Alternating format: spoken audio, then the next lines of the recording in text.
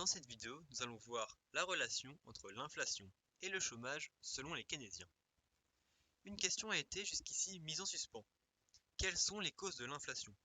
En effet, Keynes rejette la théorie quantitative de la monnaie.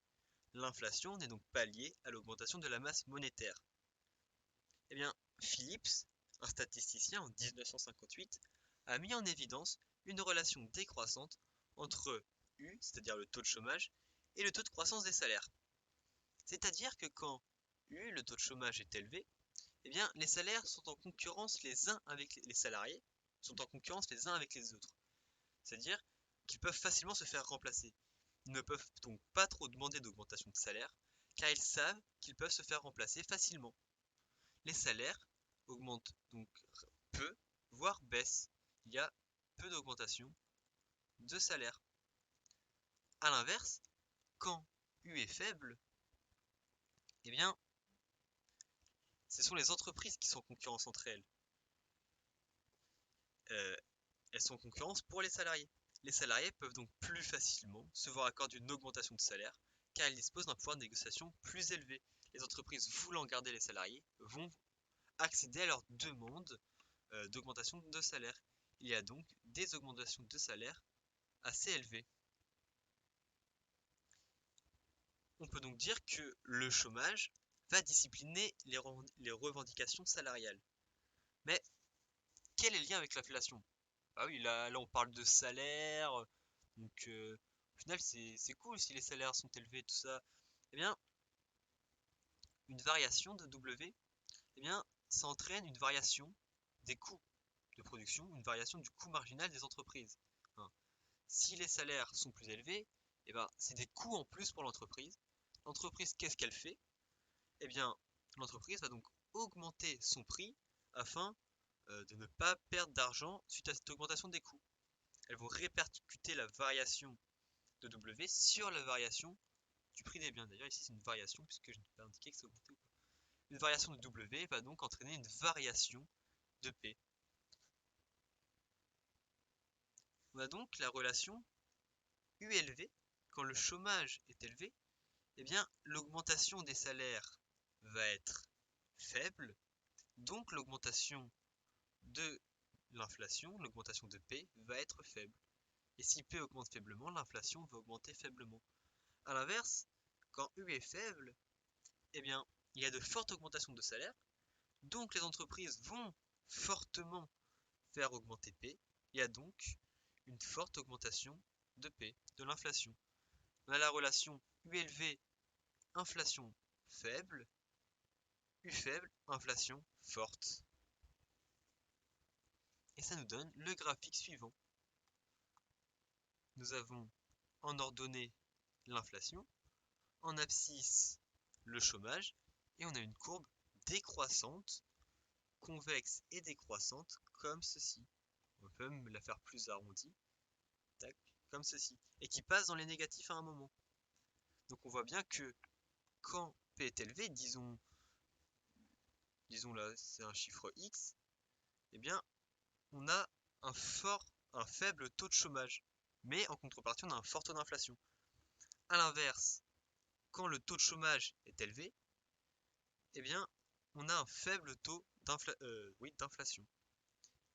Et on voit ici un point important, c'est le point U indice P, U indice inflation, P chapeau, et ce U indice P chapeau correspond au taux de chômage compatible avec un taux d'inflation nul.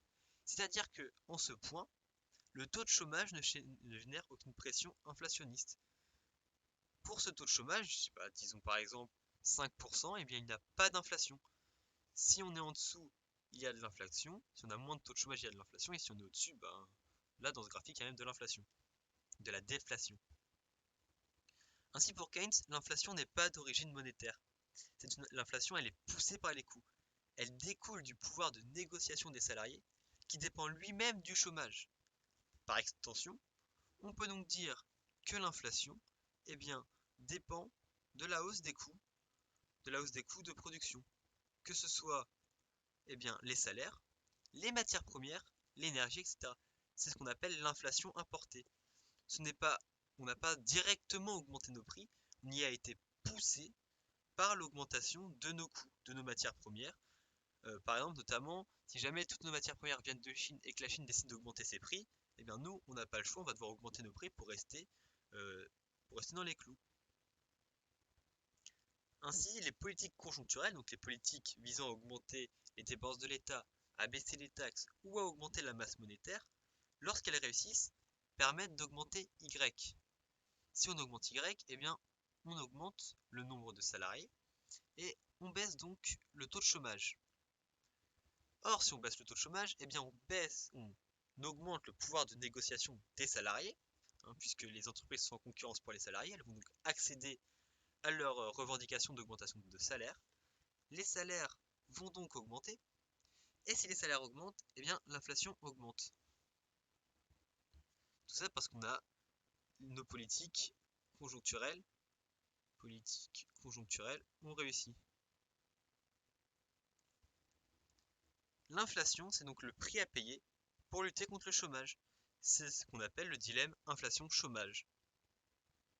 On a déjà dit que pour les keynésiens, une augmentation de M, on disait qu'une augmentation de M, eh bien, ça n'entraînait pas une augmentation des prix.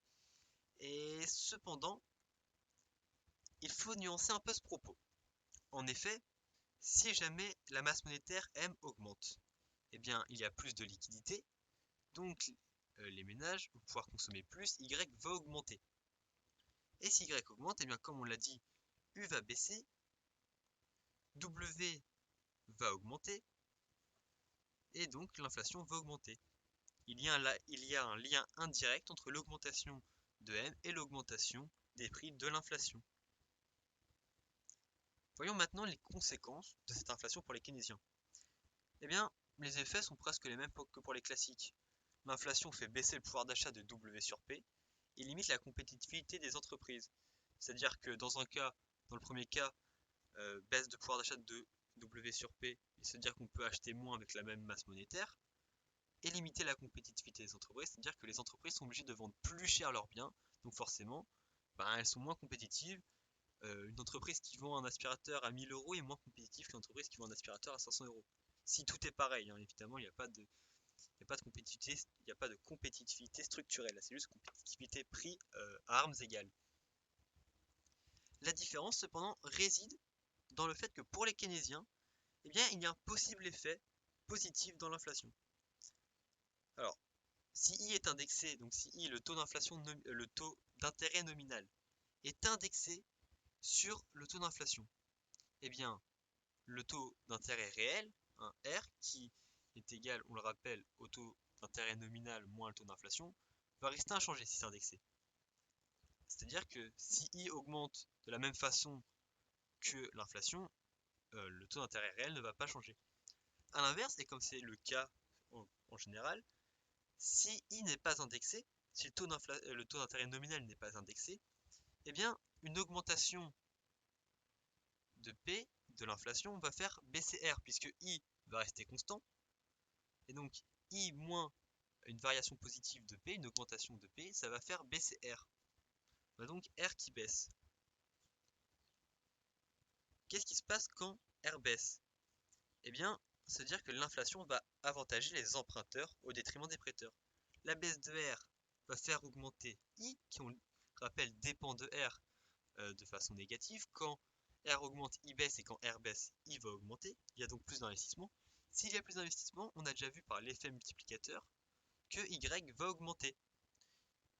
Une augmentation de I a un premier effet sur Y, puis ensuite ça va se répartir en plus de Y, plus de consommation, donc plus de richesse, donc plus de consommation, etc. C'est l'effet multiplicateur qu'on a déjà vu.